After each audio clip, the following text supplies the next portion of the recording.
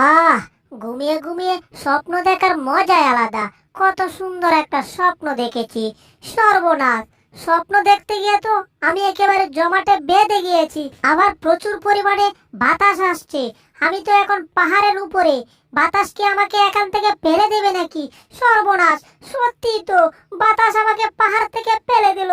হায় হায়, এবার বুঝে আমার শরীরে হাড়গুড় আবার সবগুলো ভেঙে যাবে।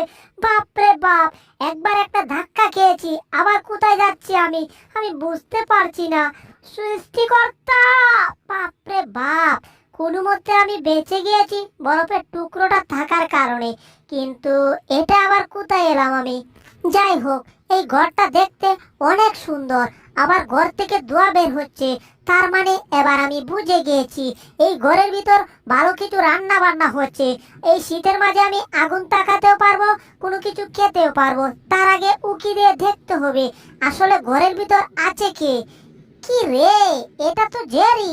আমার সোনার ময়না পাখি, তারা চল ধইরা টানি, সেও কিন্তু আইছে কাছে, কালি হাতে না রে হই, সেও আইছে আমার কাছে, একটা হাসুন নিয়া রে। তখন কি আর আমি খাইছি হাসুনের কেদানি, ওরে হাসুনের কেদানি খাইয়া আমি পহলাইয়া আইছি। এটা আবার কোন দেশি গান? গানে গানে বলছে আবার নাকি হাসুনের কেদানি উকাইছে। যাই হোক, ওর সামনে তো কপি দেখতে পাচ্ছি। আহ, কি মজার একটা কপি। এই কপি তো আমার খেতেই হবে, কারণ আমার জিহ্বায় এখন পানি চলে আসছে। আমার সোনার ময়না পাখি, না রে না রে না রে না, না রে না রে না রে না। কি রে, ঘরের দরজা এভাবে টক টক করছে কি? দাঁড়াও, আমি আসছি। এত জোরে আওয়াজ করতেছো, আমার কানের পর্দা পেটে গেছিল। কি রে, এটা কি? কত মোটা হাত, মনে হচ্ছে ভূতের হাত। আমার ঘরে আবার ভূতের আক্রমণ শুরু হলো না তো? না, হাতটা বড় চিনা চিনা লাগছে। এটা ভূতের হাত হতেই পারে না, এটা হচ্ছে টমের হাত।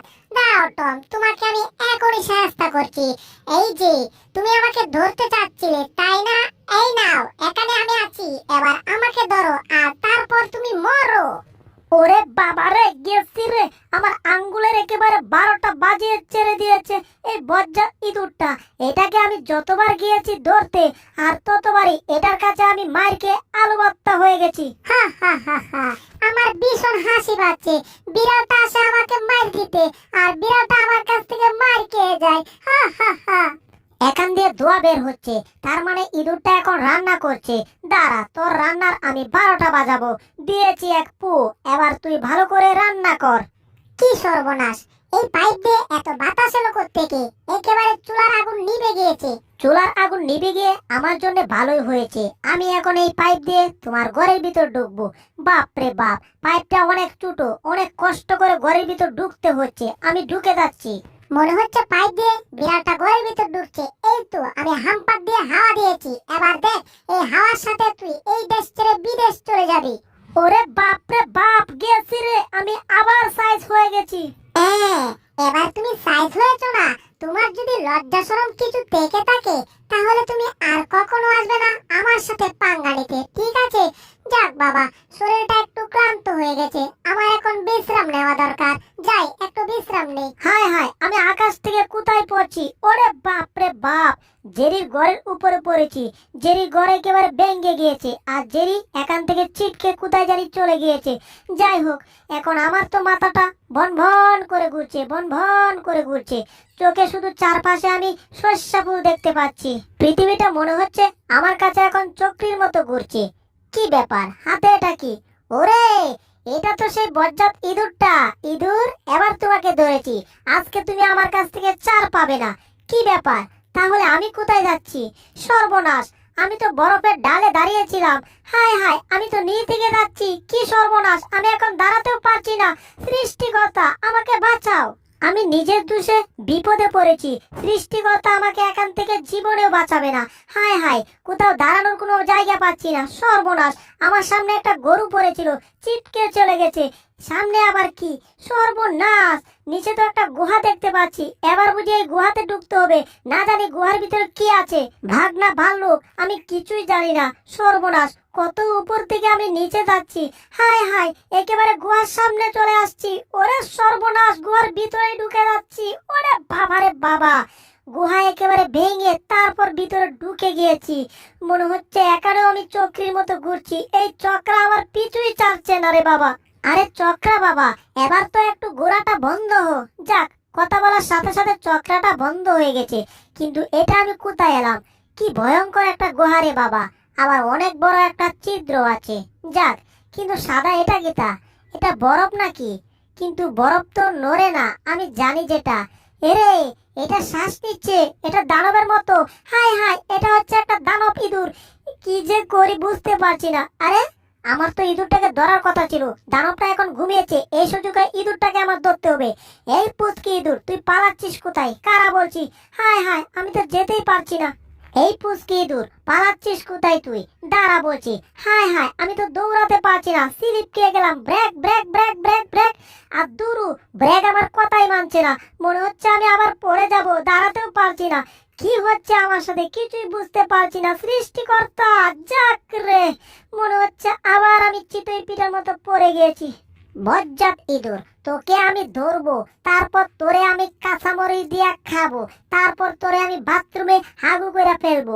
কারা কইতাছি? সুরে সুরে বলো আর বেসুরা সুরে বলো, যেভাবেই তুমি বলো, আমাকে এত সহজে ধরতে পারবে না। ঠিক আছে, এটা ঠিক, বরফের মাঝে একটু দৌড় ফিরতে পারতেছি কম, কিন্তু তুমি তো ধরতে পারতেছো না, তাহলে আমাকে আবার ধরবে কি করে? এবার আমি এই দানবটার শরীরে উঠে গেলাম।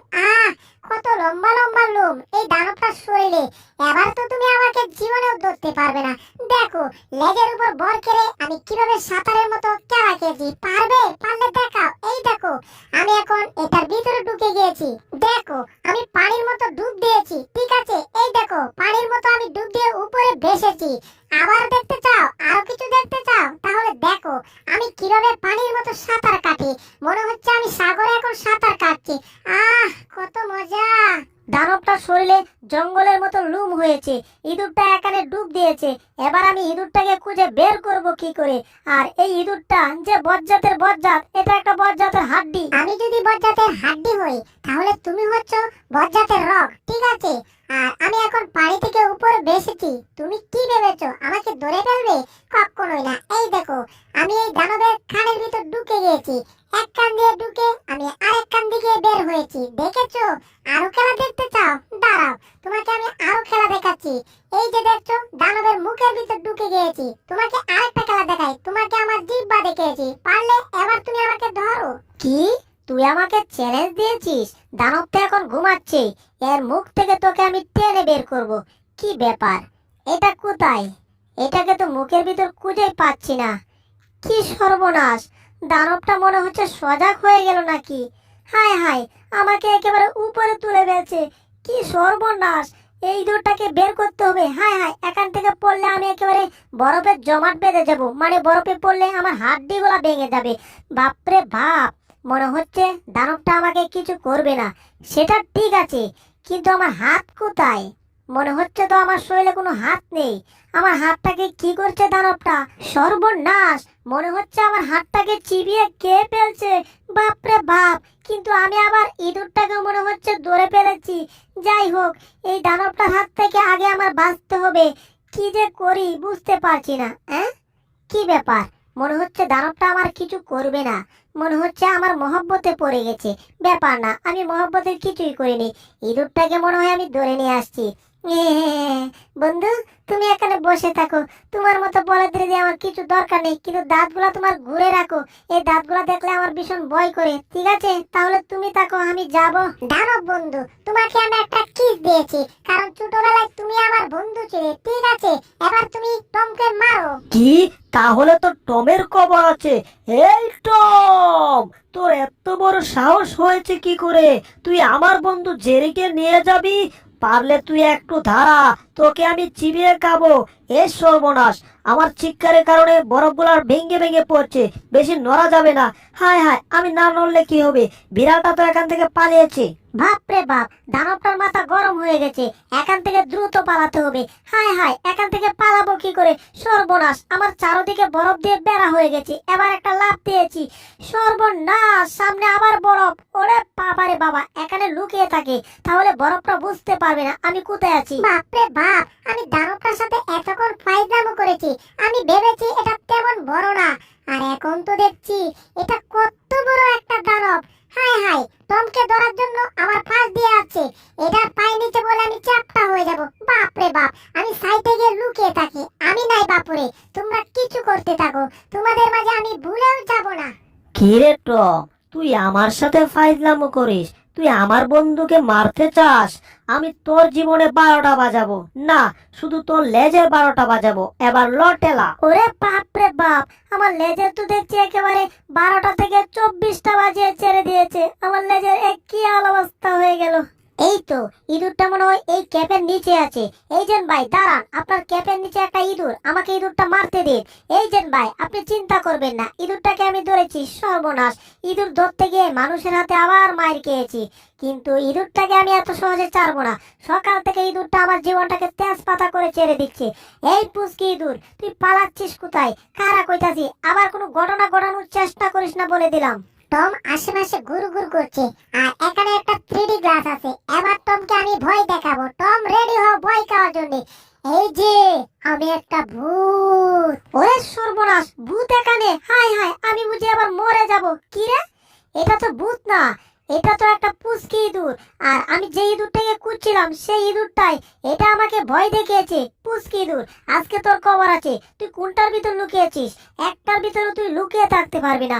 এটা থেকে তোকে আমি বের করব, আর তোকে বের করে তোকে মেরে তক্তা করব। আর দুরু, এটা তো এখান থেকে আবার পালিয়েছে। এই ইঁদুর, কারা কইতাছি? তুই আবার এই চায়ের কাপে লুকিয়েছিস। দাঁড়া, এই চায়ের কাপ থেকে তোকে আমি বের করবই, দরকার হলে সব চায়ের কাপ আমি ভেঙে ফেলবো। কি ব্যাপার?